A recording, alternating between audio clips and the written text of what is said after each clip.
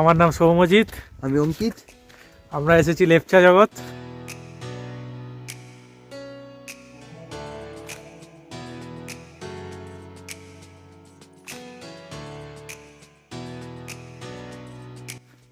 লেপচা জগতে প্রথম দিন আজকে আমাদের।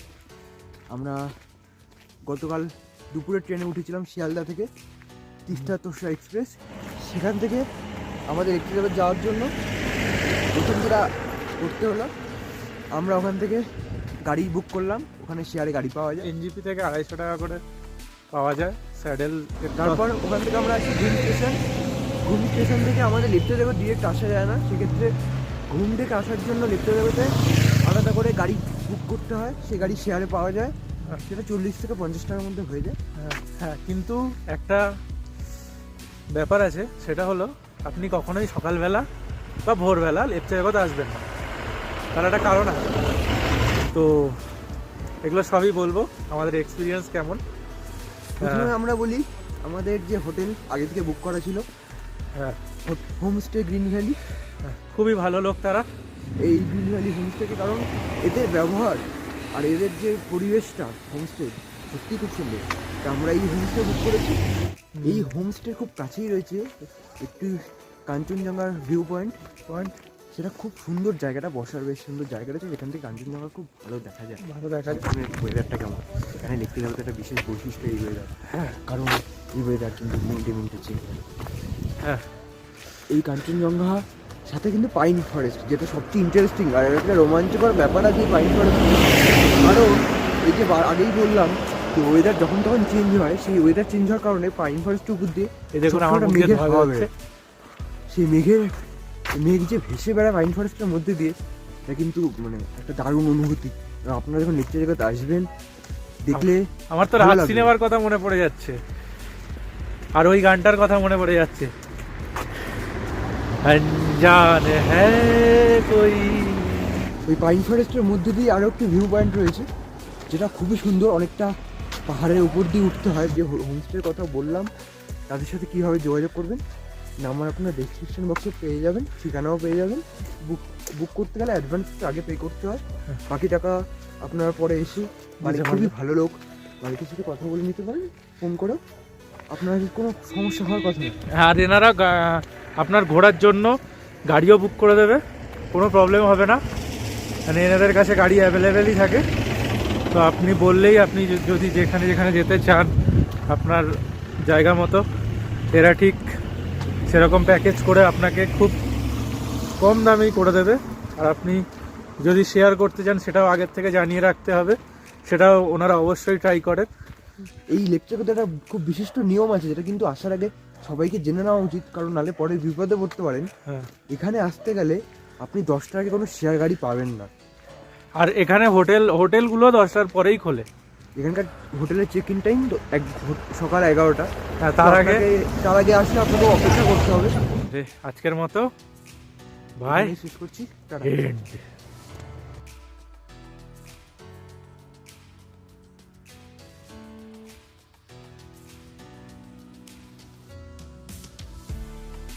Hello guys, hello.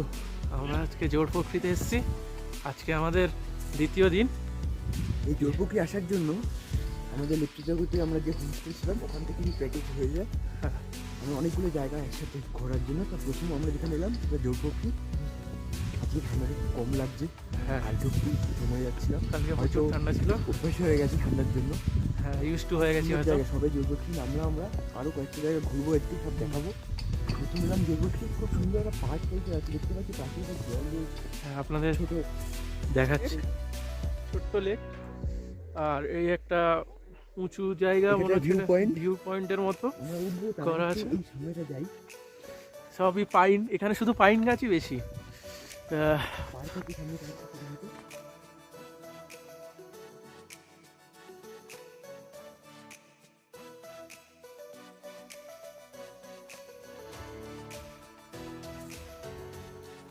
এখানে কিন্তু এই সবসময় ওয়েদার চেঞ্জটা কিন্তু হতে থাকে। হ্যাঁ, দেখুন মেঘ ভেসে ভেসে যাচ্ছে, একদম কুয়াশা বলে ভাববেন না। কালকে আমি আমার জানি না কোথাও দেখতে পাচ্ছেন, আমার ঠিক পিছনটা দেখবেন একদম, হ্যাঁ, যে অনেক দূরে ছোট ছোট ভিলেজ দেখা যাচ্ছে, যেখান থেকে আমরা অনেকটা নিচে, হয়তো জানি না ক্যামেরা কতটা দেখা যাচ্ছে, খুব সুন্দর লাগছে। যেহেতু আমার গরিবের ক্যামেরা, গরিবের ফোন, তাই হয়তো অত দূর যাচ্ছে না। এই এখানে একটা টয়লেটও আছে, ঠিক আছে। আমরা এখন ভিউ পয়েন্টে যাবো। অঙ্কিত খুব এক্সাইটেড, আমিও এক্সাইটেড। আমাদের সাথে দুজন একজন গাইডও দিয়েছে, গাইড আপাতত ওখানে গল্প করছে, যেহেতু এখানে কিছু বোঝানোর জন্য নেই। তো আমরা ভিউ পয়েন্টে যাচ্ছি। খুব সুন্দর জায়গাটা, কিন্তু নিরিবিলি জায়গা, কম টুরিস্ট, জানি না এই সময় কম কিনা, কিন্তু বেশ সুন্দর, বেশ সুন্দর জায়গা।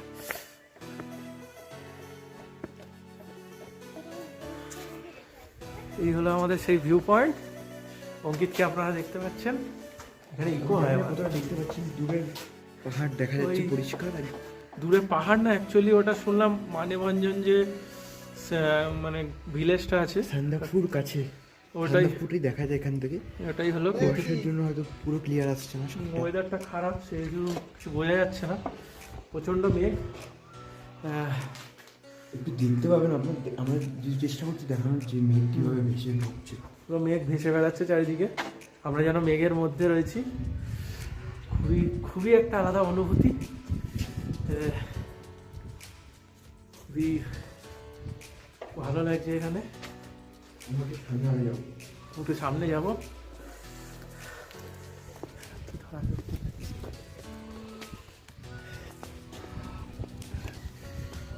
দেখুন সুন্দর জায়গা, পাশে সুন্দর গাছ, জানি না এগুলো কি গাছ, কোনোদিন দেখিনি, পাহাড়ি গাছ হবে হয়তো।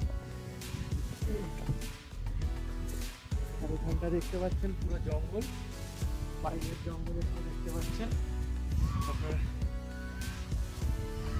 আর চারিদিকে মেঘ ভিজে বেড়াচ্ছে। এটা সেই লেক। নিচে বসার জায়গা রয়েছে, যাবি নাকি?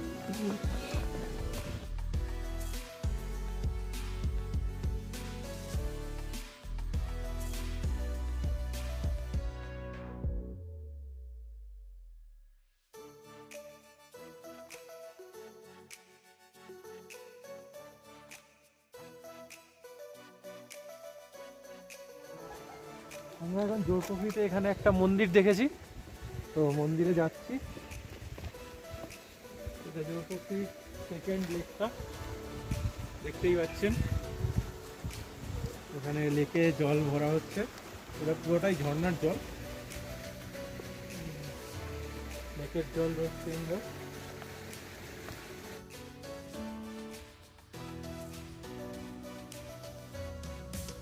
জলটা খুবই সুন্দর, তবে আমার মনে হয় আর একটু ডেভেলপ করলে জায়গাটা আরও ভালো লাগতো।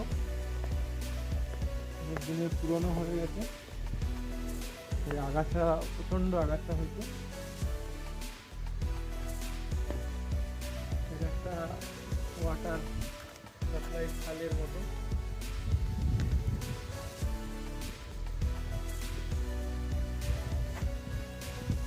ভিউ খুবই সুন্দর ভিউ। আপনারা অবশ্যই আসবেন, যখন মানে দেখতে জগৎ বা আশেপাশে আসবেন, জোরপুকুরি অবশ্যই আসবেন। এই মন্দির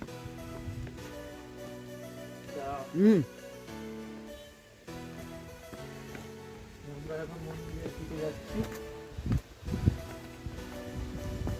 এই হলো হনুমানজি বাঁকুড়নি।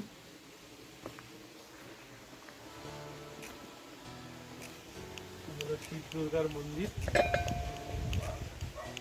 শিব দুর্গার মন্দির।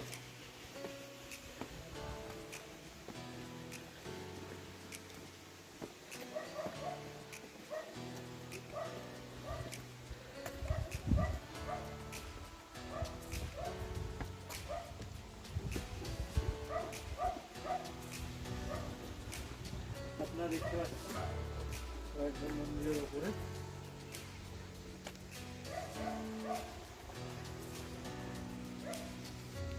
দেখতে পাচ্ছেন চারিদিকে কি সুন্দর ভিউ।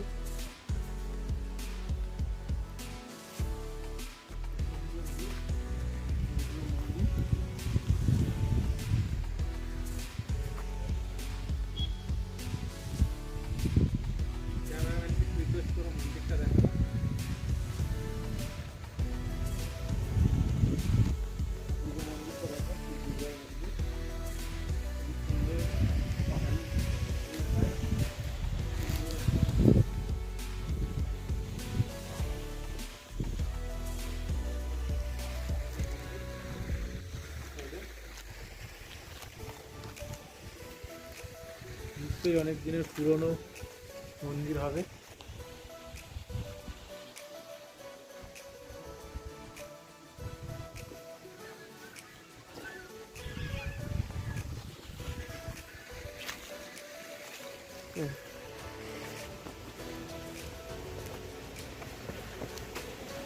মোটামুটি আমাদের ঘোরা শেষ।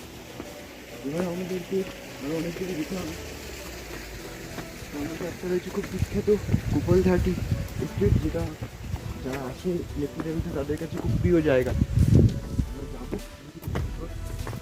আরও বেশ কিছু জায়গা যাবো। একটা নদীও দেখার কথা আছে আমাদের। গাইডে অপেক্ষা করছে, ড্রাইভারও আছে। আমরা যাবো আরও একটু নিচের দিকে যাবো আমরা এখন। খুব সুন্দর সুন্দর জায়গা রয়েছে, দেখা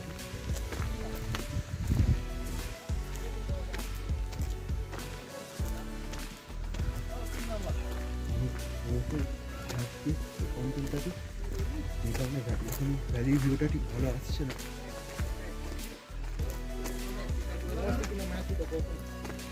জোরকিখুই ঘোরা আমাদের আপাতত এখানেই শেষ। এবার আমরা এগিয়ে যাবো আমাদের নেক্সট ডেস্টিনেশন।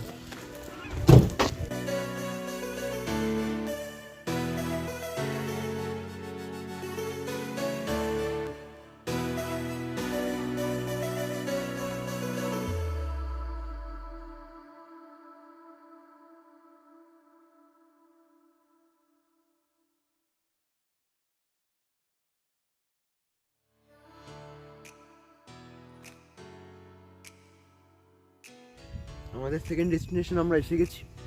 আমরা এখন আছি সীমানা বাজার, যে নেপাল বর্ডারের একদম কাছে। আমরা যাব, এখানে একটা সুন্দর ভিউ পয়েন্ট আছে, আমরা দেখব কেমন লাগে জায়গাটা। সামনে এই যে বাজারটা, সীমানা বাজার। অন্যান্য জায়গার তুলনায় দামটা একটু বেশি, কিন্তু অনেক গিফট আইটেম, ঠান্ডার জিনিসপত্র অনেক কিছু পাওয়া যায় এই বাজারে। সাথে রয়েছে ভিউ পয়েন্ট, এখান থেকে আমরা মানভঞ্জন খুব সুন্দর একটা ভিউ পাবো এই আশা করি। চলুন যাবো।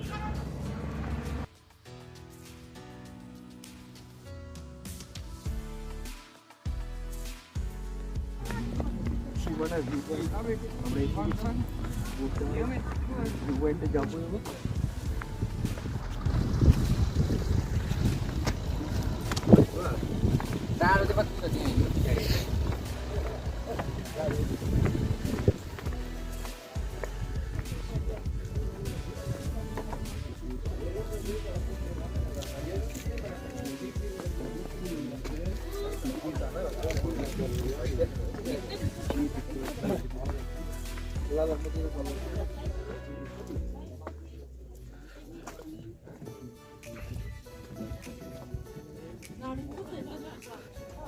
আমরা ভিউ পয়েন্টে যাবো।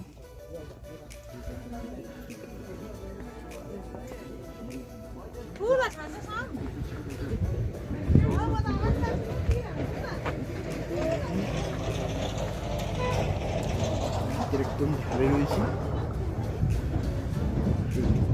এই হচ্ছে মানভঞ্জন। আপনারা দেখতে পাচ্ছেন একদম মানভঞ্জন, আমার আঙুলের সোজাসুজি। জানি না কতটা ক্যামেরায় আসছে, বাট আমরা কিন্তু বেশ ভালো পরিষ্কার দেখতে পাচ্ছি।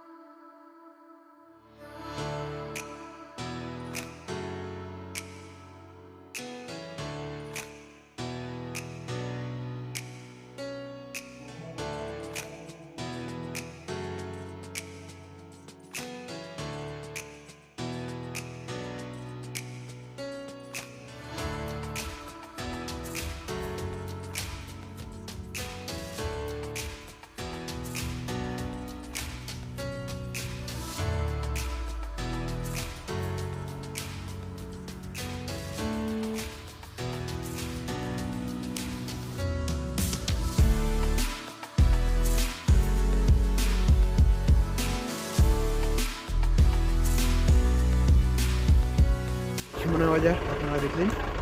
আপাতত এখানেই শেষ করছি, এরপর আমরা যাব আমাদের নেক্সট ডেস্টিনেশন।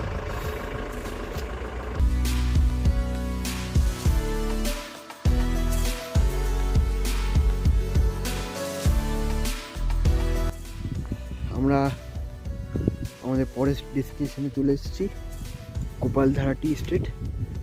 রাস্তায় পড়েছিল পশুপতি মার্কেট, যেটা নেপাল বর্ডার, সেখানে আমরা দাঁড়াইনি, আমরা ফেরার সময় আবার যাব ওখানে, তো তখন ওটা দেখাবো। আপাতত আমরা গোপালধারা টি এস্টেটে আছি, খুব সুন্দর জায়গা, জাস্ট এন্ট্রি নিলাম।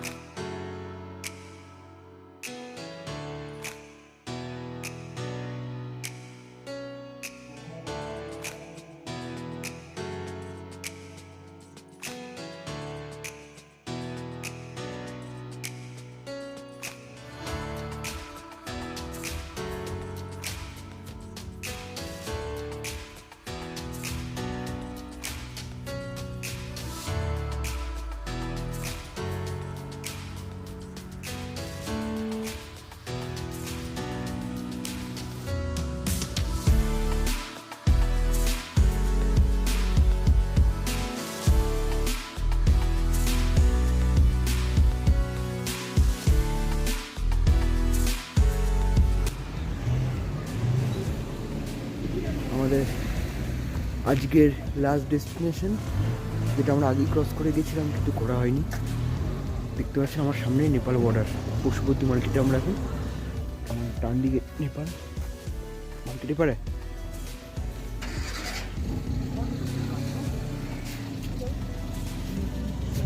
পোস্ট।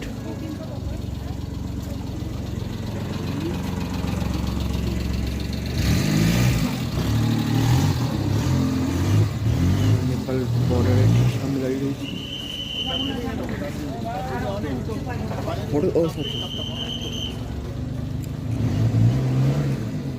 এখানে ফটো তোলা যায় না, বর্ডারে ফটো তোলা যায় না, এখানে সামনে গিয়ে তুলতে হবে, ফটো তুলতে যাবেন না বললে। তো আমরা এখন রয়েছি পশুপতি মার্কেটে। এখানে আমার ডান দিকে রয়েছে নেপাল বর্ডার, এখানে ফটো অ্যালাউ নয়, তাই আমরা বর্ডারটা দেখাতে পারছি না। যতটা পারলাম দেখানোর চেষ্টা করলাম। ছোট্ট মার্কেট পশুপতি। আমরা এখন ব্যাক করবো আমাদের হোটেল লেপচা যাবে গ্রিন ভ্যালি হোমস্টেতে। আজকের মতো আমাদের জার্নি এখানেই শেষ। অনেক জায়গা ঘুরলাম, দেখানোর চেষ্টা করলাম মোটামুটি সবটাই। তো আজকে আমরা এখানেই শেষ করছি, টাটা।